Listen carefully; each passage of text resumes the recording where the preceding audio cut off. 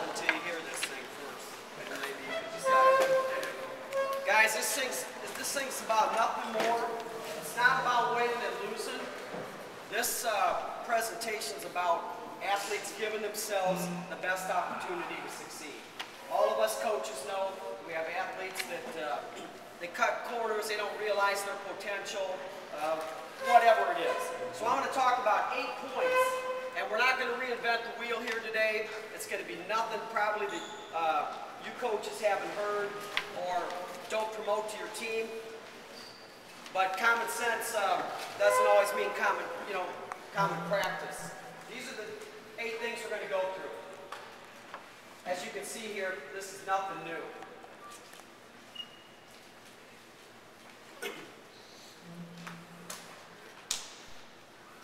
Here's what it is, though, and I put these dominoes on here the other day, because you have to get started. You have to knock over the first domino. And when these athletes are starting out their year, or even as coaches, this isn't just for athletes, this is for anybody who cares about their results. It doesn't matter. It's not an age thing, it's a person thing for anybody who cares about their results. But you got to knock over that first domino. And the first domino is this, man, making a decision. I tell the athletes this, you know what?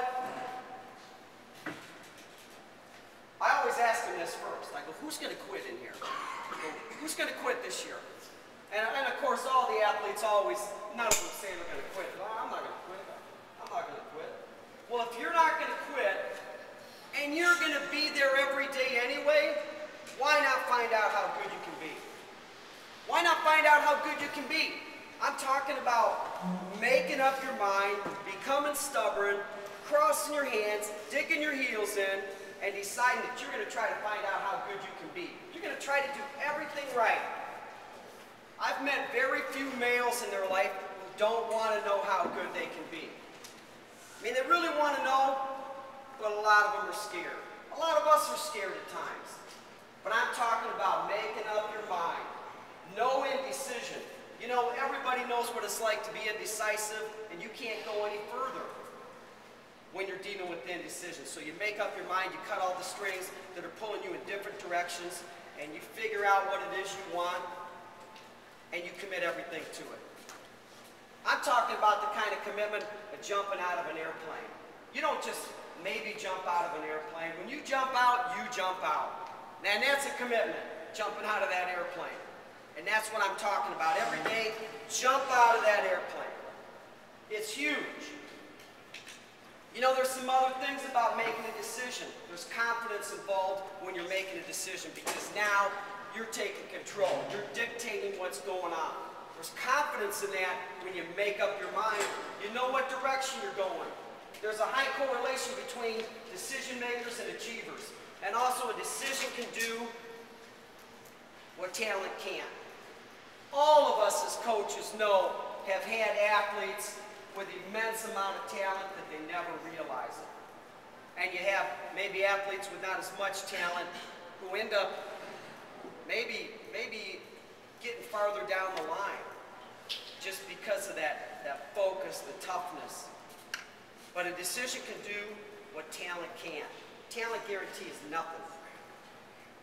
Number 2, setting goals. We all talk about goals. I think goals are too watered down. I think they're talked about, but how many people really do it? And I'm not talking about just setting goals, I'm talking about writing them down, and we'll get to that in a second here. But I'm talking about really goals, a real solid plan. And I know there's lots of goal setting systems out there. I don't care what you use. Doesn't matter. Just have them. And when you're in a sport, and I'm talking to a wrestling crowd here, we get results all the time.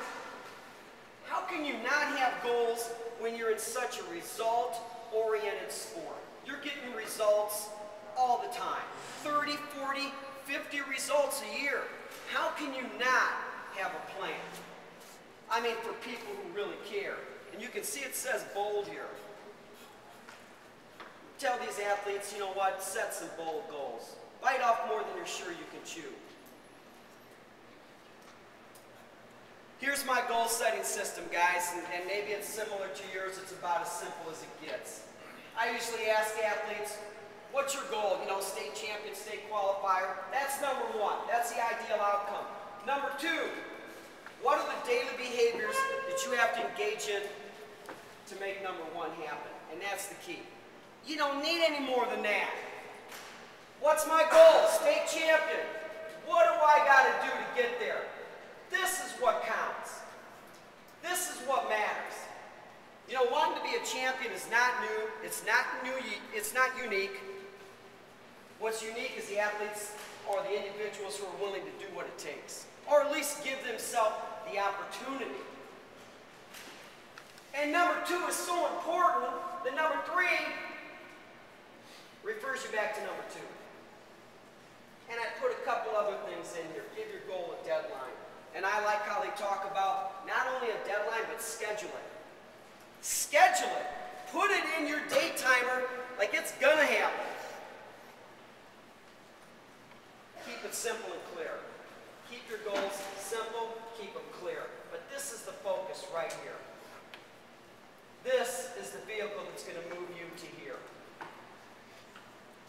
And I even throw in one more slide, just to give more validity to the power of number two and engaging in the behaviors and getting them down and on a daily basis swinging that axe to get through that log. Number three, write it down. 2 and 3 go together. Write it down. Well, write what down, Schwab? Write down your goals. Write down your beliefs. Write down things that are important to you. Especially as an athlete. Write down your strengths. Write down your lesser strengths. You got to create some awareness about yourself if you're going to improve. Too many athletes, and even some of us coaches, we roll the dice. We hope it works out. We hope it works out. Write it down. When you write things down, coaches, they become more clear, believable, and something you're more likely to act on. And I talked to some guys at our camp yesterday, and I said, you write things down, they become more clear, believable, and something you're more likely to act on. How can you not write it down in such a result-oriented arena?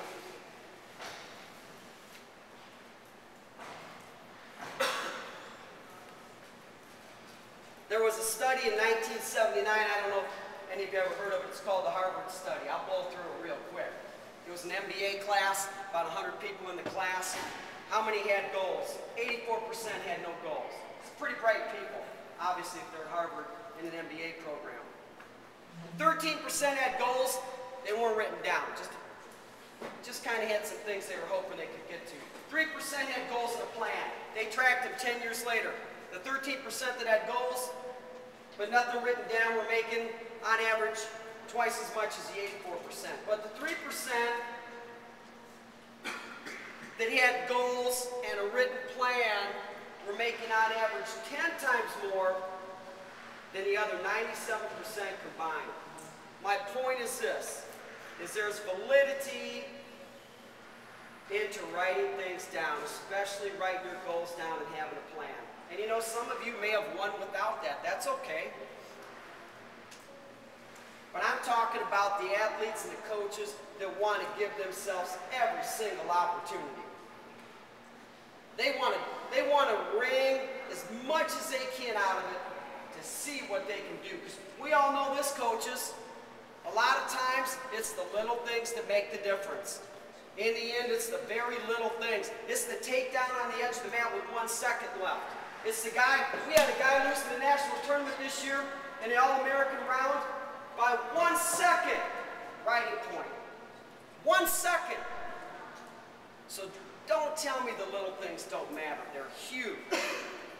Just those little things, and they add up, especially when you start putting good teams and good individuals together. Reaching the next level of performance is going to be done right here, coaches, through the mind. And this is where I know most athletes don't spend enough time. They hope it works out. I'm going to talk about 4 things, 3 of them every single one of us are doing right now. Self-talk. Self-talk is nothing more than thinking. Fancy term. It's nothing more than thinking. Everybody thinks. And all of us at times, our thinking's out of whack. I mean, every single one of us. It's not just the athletes, it's the coaches too. It's all of us at times. Our self-talk isn't good. We get negative. We don't help situations. Look at what it says right here though. Say it the way you want it. Say it the way you want it. Right here, that self-communication. Coaches, you know, and I know that we've had so many athletes that haven't reached their potential or done what they're capable of because of a lack of confidence. Everybody has it. And we've probably had it in our own lives in some things or another. And as self-talk, nothing is as closely related to your confidence as your self-talk. It's your self-communication. That internal 24/7 conversation that's going on. There's a great saying. If you can learn to manage your self-talk, you can manage your performance. I think that would be a big confidence boost for an athlete to know that he can go out there and manage every performance.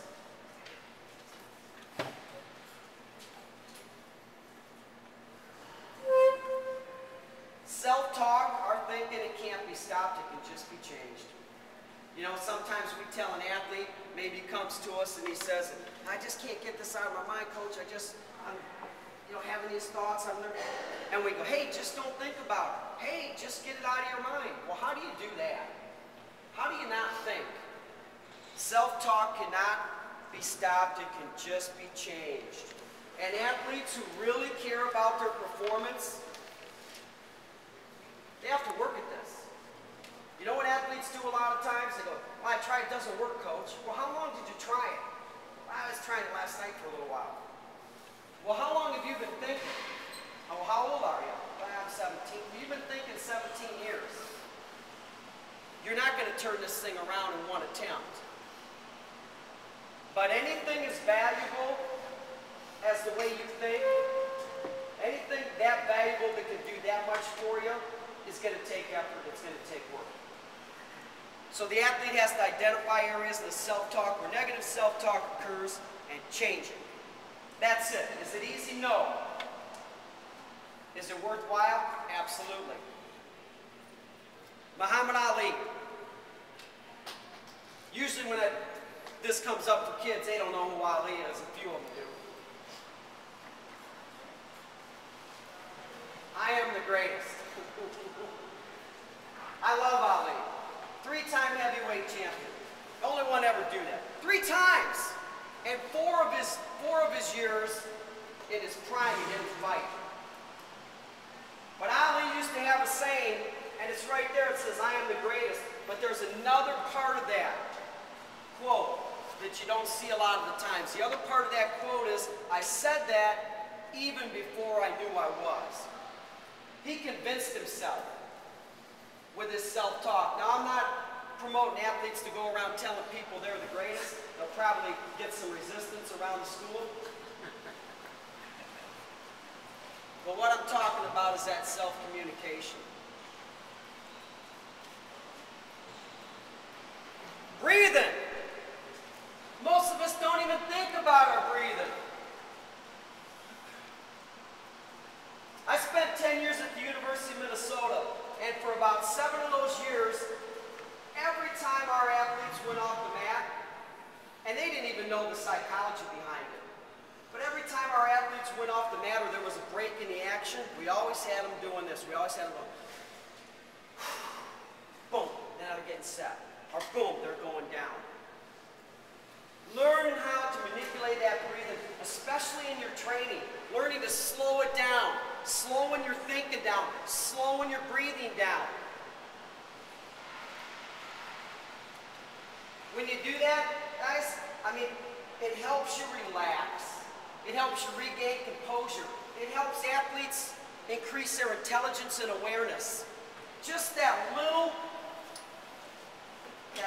just filling it up, letting it go, a lot of times is enough to center an athlete. But you have to train it. Helps you relax, regain composure, increase intelligence and awareness. Tell me, coaches, that athletes don't compete better when they're relaxed, as opposed to, you see guys going out there like this, and they're really mechanical. You look at any sport, athletes compete at their best when they're not even thinking. They're relaxed, they're composed, they're in control of their movements. And one of the things that you can do to manipulate that is slowing your breathing down, and you have to work at it. Visualization. Seeing in the mind's eye.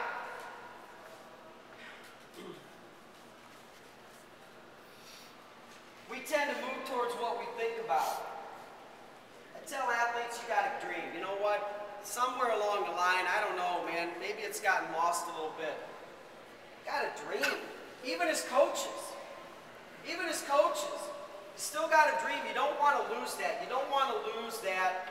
You know, as a little kid, we used to throw the football up on the side of the house and catch it. And it was the winning pass of the Super Bowl. Or we did a lot of things where we saw ourselves being the hero or whatever it is. Tell me it didn't happen. We all did it.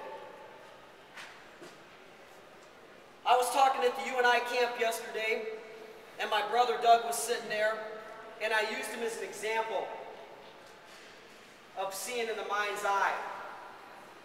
He had a pretty good career. He was an Olympian and made a world team, won a national championship. But all that started at 815 Pine Street in Osage, Iowa when he was about 8 years old. It started there. It started in our living room when we were wrestling matches and putting on the singlets, and of course I was winning all those at that time.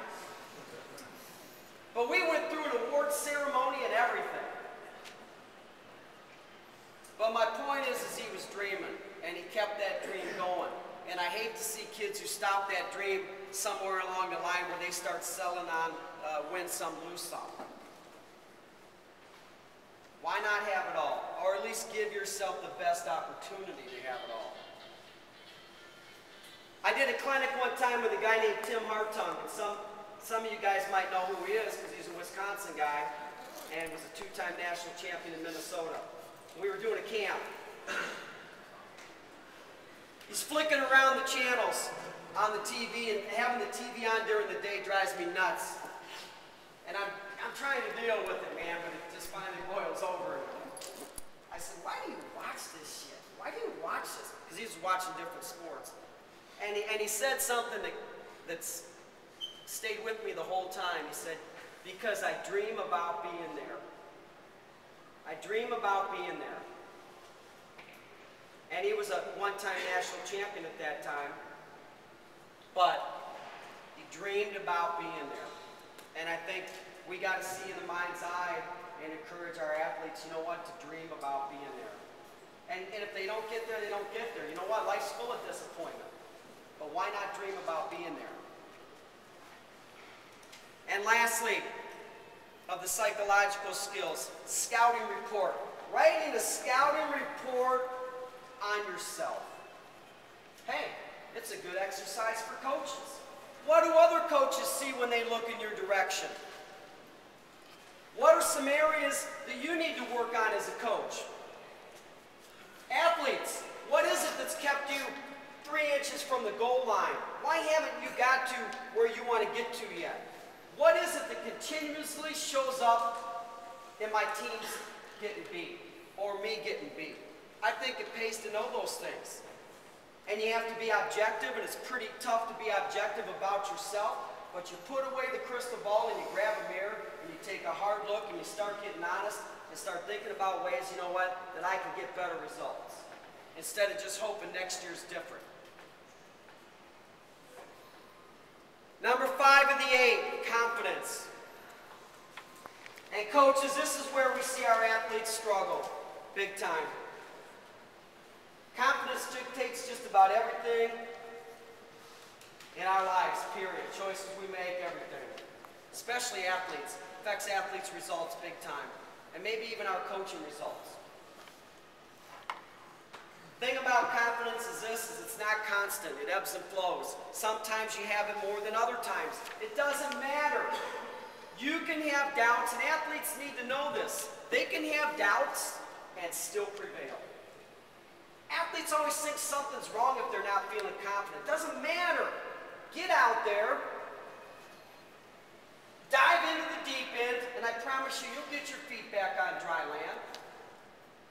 But so many athletes, they're fried before they even go out there and shake hands because of the number they've done on themselves. But I think that's a big relief. I wish I'd have known this as an athlete, especially later in my career when I was struggling, that I can have doubts and still prevail. That confidence isn't constant, it ebbs and flows. Wish I'd have known that. Gives athletes a little bit of wiggle room. But athletes really want to know, how do I grow my confidence? You know what? You want to grow your confidence, a couple of things. Preparation. What's your preparation? And it's not always about working harder and longer. Sometimes it is, but sometimes it's about working smart. You know, you can run all the miles you want and be in as great a shape as you want, but you know what? If you can't get out on bottom, it doesn't matter how great a shape you're in. So if I'm consistently not getting away on bottom and I'm giving up my wrist, I better spend time keeping my wrist clear. And I'm going to keep running, but I'm going to work on areas. I'm going to work on those things. So confidence is about working hard and working smart. Where's my preparation? 2, where's my focus? Athletes don't want to hear this because they have to work at this. If my thinking's not where I want it, as a coach and an athlete, it's up to me to change it. Is it easy? No. But what do you guys do when you turn on your TV and it's not on a channel that you don't want? What do you do, man? Guys just sit and they just click that thing and roll through it. Why can't we click and change our thoughts, or at least work at it? Is it as simple as that? No. But again, anything that can do you that much good and benefit you that much is not going to be easy. This talk is for anybody who cares about their results. For anybody who has some areas that they need to look at. These are just great reminders. And also confidence. If I want to grow my confidence, you know what? I got to pursue it. Too many athletes wait to feel confident, and it's a bus that is not going to show up. It's not going to show up. You have to pursue it. You have to get engaged. You have to step up to the bat, step up to the plate, and you have to swing the bat. And then for the athletes who are really, really, really analytical, how do you grow your confidence?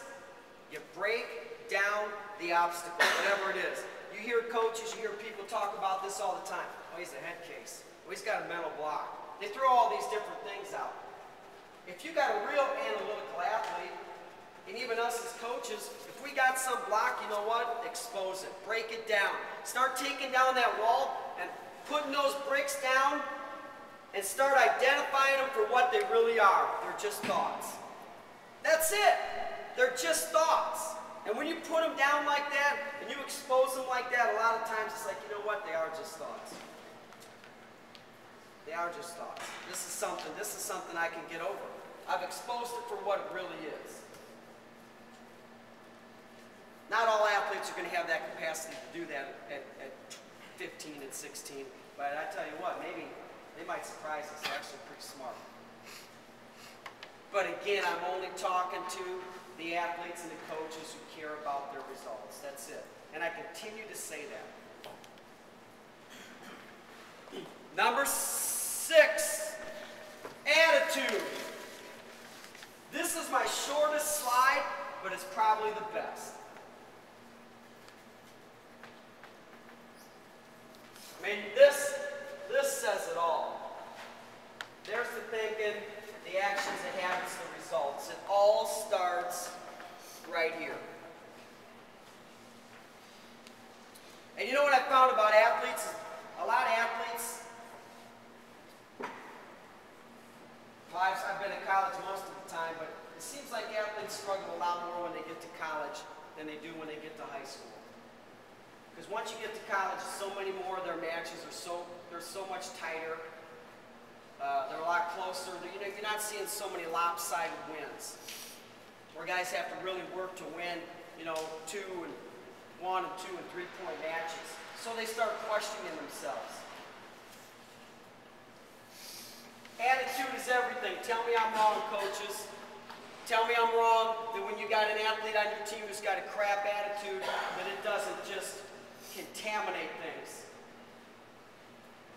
They say attitude, or like when you're on a team, or you're in a family, or you're in a business, it's like you're all on a trampoline and the movement by one is felt by all. One person can do a lot with an attitude, with a bad attitude. And one person can do a lot with a good attitude. So here's what I say, because I always ask the athletes in the beginning, how many of you are going to quit? They all say none. I said, well, if you're not going to quit, and you've made a decision that you're going to find out how good you can be, then here is your answer for everything that comes up in the next year. And it's real simple. This is your answer for everything. I'll adjust, I'll find a way. Do you want to make it easy on yourself, athlete? You give these answers for what comes up, and I tell you what, it takes a whole lot of weight off you. Real simple. I'll adjust, I'll find a way. Simple in theory. There's nothing that you can't get done with those 3 answers. Hey, Jimmy, I need you to move up this weekend. I'll do it, coach. Hey, Tommy, you know what, we need you to go down. I don't even know if you guys can do that in high school. I need you to go down. Hey, for team dynamics, we need one of you guys to go down. I think I'll do it. I'll adjust, I'll find a way. What a great 3 answers. Simple and effective. Number 7 of the 8, coaches. Number 7 of the 8. And this is where most athletes spend their time. And I've curbed these practice room habits. They started out as wrestling practice room habits. They pretty much still are, but they're transferable to any sport. Here they are. Number 1, focus, effort, hustle, and toughness every day. Focus, effort, hustle, and toughness every day. It's got nothing to do with talent.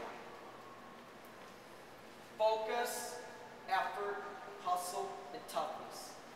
It's got nothing to do with talent. It has everything to do with attitude.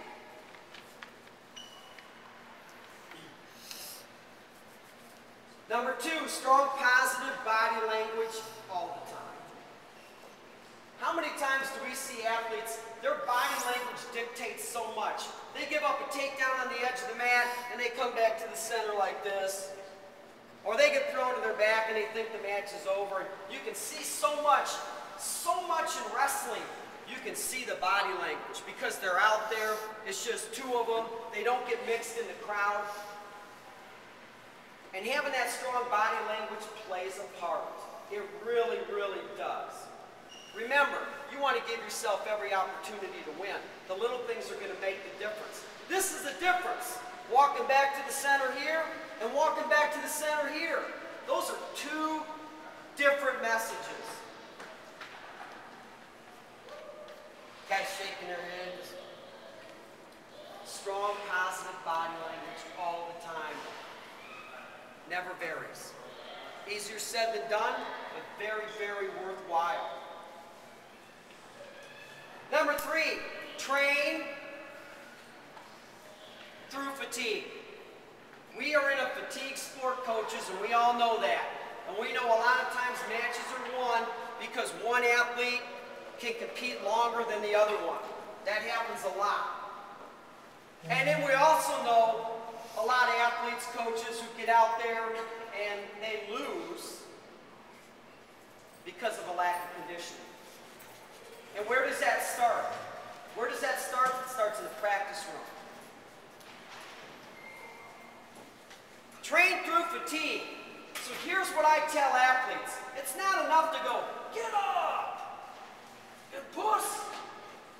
I mean, whatever it is, guys, I don't say that to the athletes because that doesn't empower them one bit.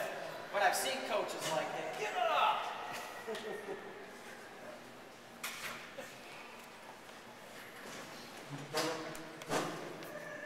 I tell athletes who really care about their results, you have to be like a human owl. You have to really have some vigilance and awareness about yourself.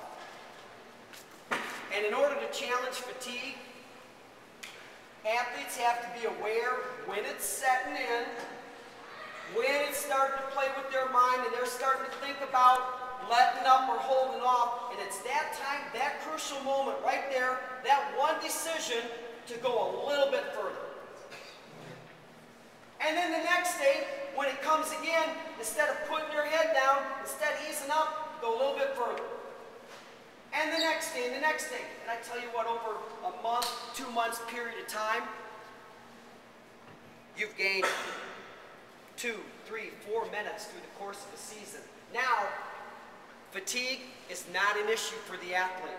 And I've asked athletes, I've asked them this, and I said, if I told you you were never going to get tired again in a wrestling match, what would that do for your confidence? And they all say, oh, it'd be great. I go, well, then I want to tell you what you can do. And it's not easy. You can't tweet it. You can't go to GNC and mix it up in a little sport drink and put it down. Go, it ain't fun, but there's something you can do about it. And it's done a little bit at a time, maybe 15 seconds at a time, 20 seconds at a time through the course of a season. And you get into that tournament time, and you get into where it matters most, and now fatigue isn't an issue. Boy, tell me that wouldn't do something for their confidence. And if their confidence is sky high, their results are going to go up. But you know, as coaches, we got to hold them to it too. We got to hold them to it. What a great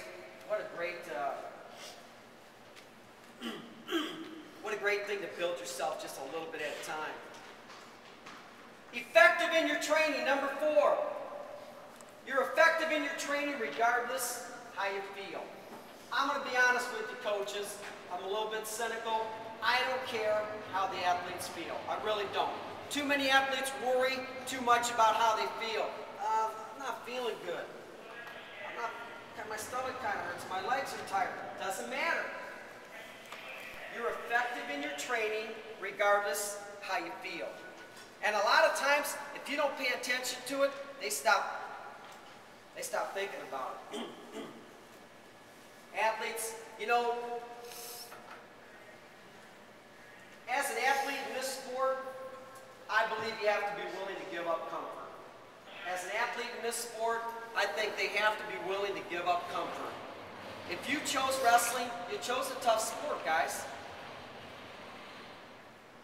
But I also know athletes want to be a gamer. And a gamer is somebody who goes all out all the time because they know it's about one thing. It's about attitude. It's not about talent. So you're effective in your training regardless how you feel. You know, 1 million people are going to get up today and go get their chemotherapy. And you know what? I bet they don't freaking feel like it. But they're going to do it because it has to be done. And you know what, athletes? You signed up for this. You signed up for this. It's not, you know what, I'll take a little bit of this because it's easy, but I don't want to do that. It's, you're in or you're out. That's it. Number 5, compete every go, sprint, rep, drill like it's the one that makes the difference.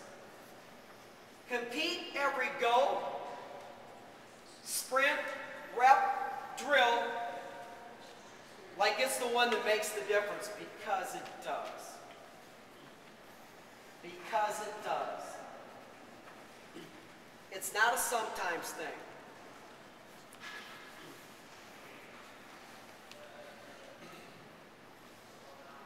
Avoid excessive excuses and explanations. I'm tired of hearing athletes.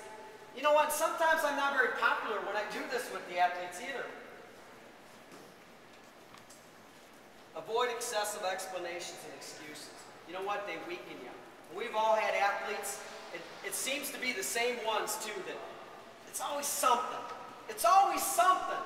I had a guy one time tell me that his rabbit named Keith, he had a rabbit named Keith, which I thought was funny to begin with because Keith doesn't fit for a rabbit. Ate something very important that he needed, and because he couldn't get it back from the rabbit, he couldn't make it to the weigh-in. And this guy, he was dead serious about it.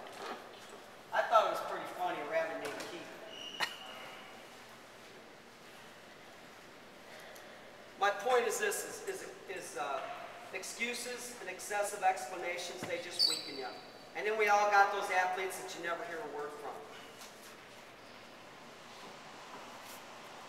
If an athlete wants to give himself every opportunity to succeed, excuses, these long, excessive, drawn-out explanations, they got to go. Number 7, the major daily battle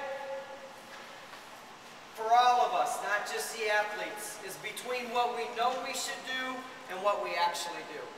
And this just isn't an athlete thing. This is a coach thing, too. The major daily battle is between what we know we should do and what we actually do. And we have to win those battles. Coaches, educators, athletes, we need to win those battles. And the last thing I want to talk about, and this is important for athletes, is battle through every performance regardless what the outcome looks like.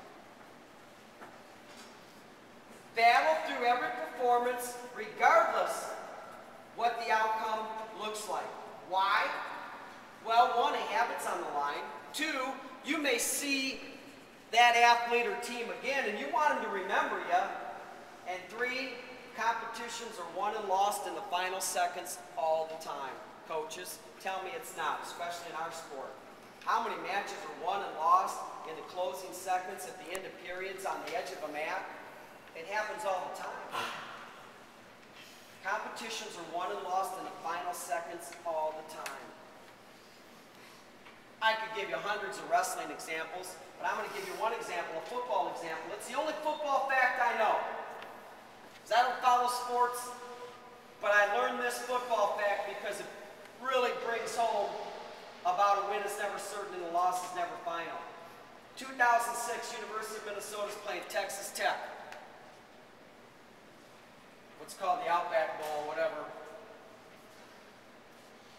Over half the third quarter's over, and University of Minnesota's had 38-7.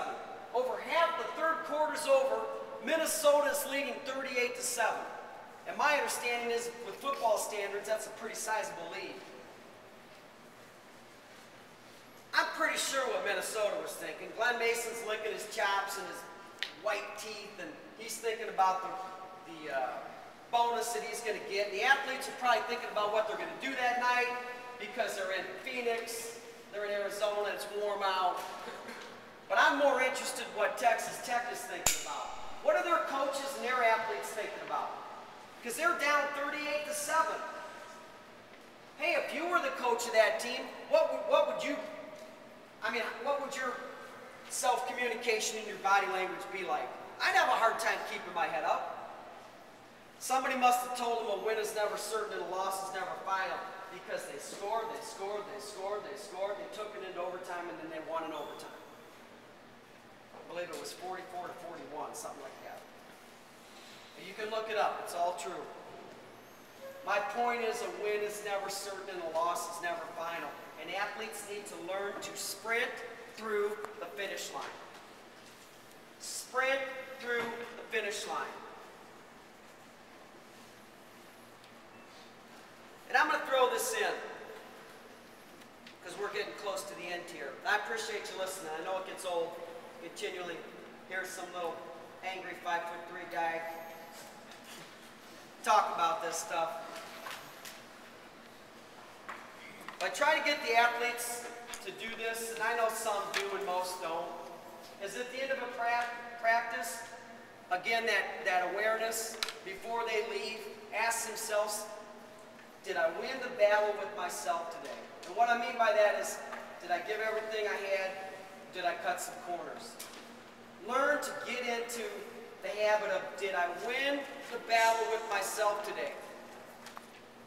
And I tell the athletes, you know what, if you didn't, stay a little longer. Build a little bit of success into your training. And I tell you what, you know, think about that as an athlete. Stay a little while longer. Leave on a note where you build some success into your training. Or you're an athlete who got the crap kicked out of him during practice and he's leaving with his head down. Whoa, whoa, whoa! Keep him in there a little longer. Have him do something that he can succeed at. So when he leaves, it's a totally different body language, totally different message. Because you know what, coaches? Sometimes in the end, we got guys who come through for us that we didn't think were going to come through because we paid a little bit of attention to them. Last one. And I know, I'm gonna go by this here. Responsibility. Most of you coaches are probably teachers, or a lot of you are. In the school system, I mean, we're all teachers anyway. But look at this picture right here. I mean, if this doesn't say it all, I don't know what does. Everybody pointing fingers at somebody else. You know what I found about great coaches and great athletes?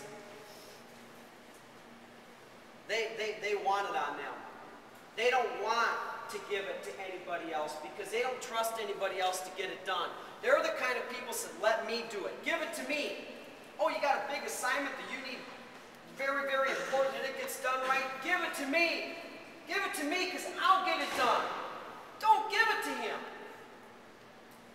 The kind of athlete that goes back to the huddle with 5 seconds left and they say, throw the ball to me. I'm telling you, throw the ball to me because I'll catch it. That's what I'm talking about with responsibility. So many athletes and people think responsibility is a burden. It's not a burden. You signed up for it. It's about action. And action can do what words can't, and that's get results. There's a great, great saying. Winning is enjoyable,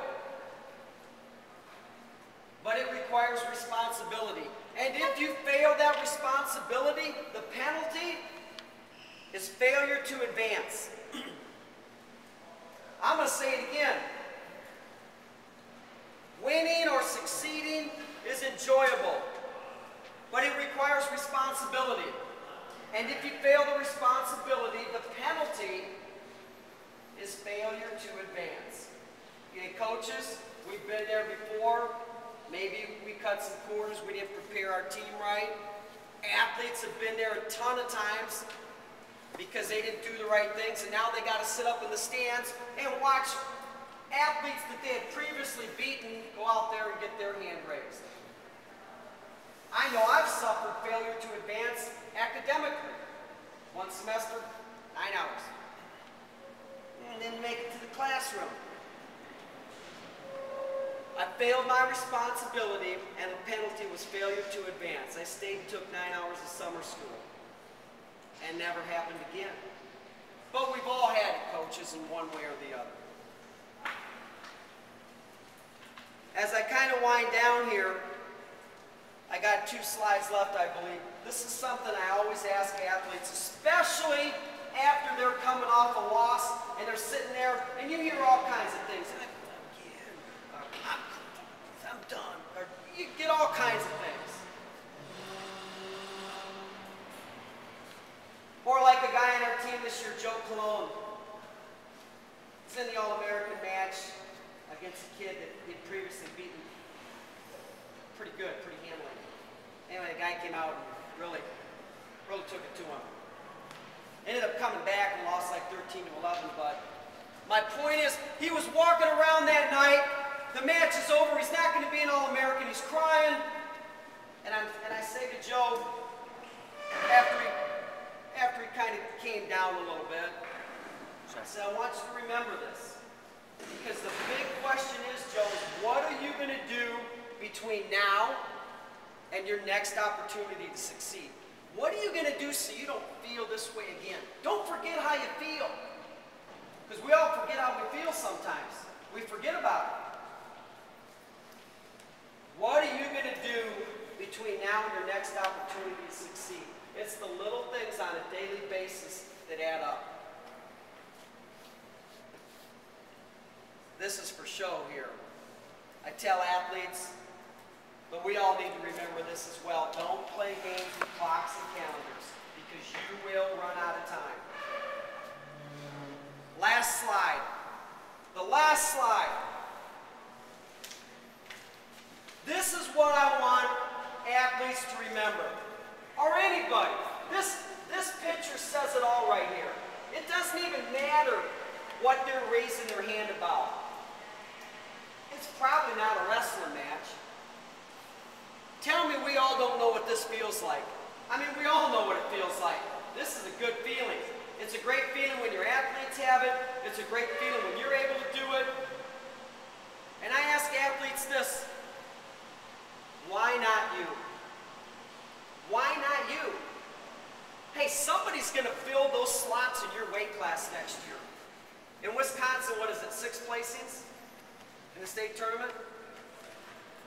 Somebody's going to be 1 through 6. Somebody is going to fill those slots. Why not you? Why give it to somebody else? Why does somebody else get to be on the top stand? Why not you? It's got to be somebody. You're somebody, right? Why not you?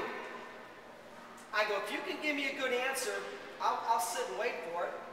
Give me a good answer why it can't be you. They can never come up with an answer. But I want athletes to start asking themselves, you know what? You know what?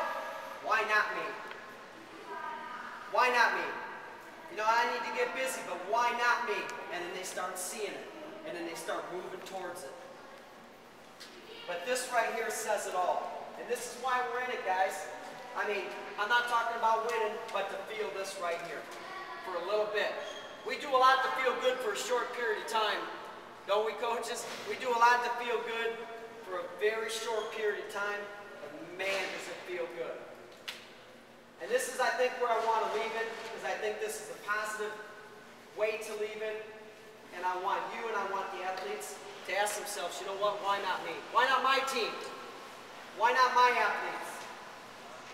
If you can come up with a good answer, email it to me. Otherwise, start moving towards it. Thanks, coaches.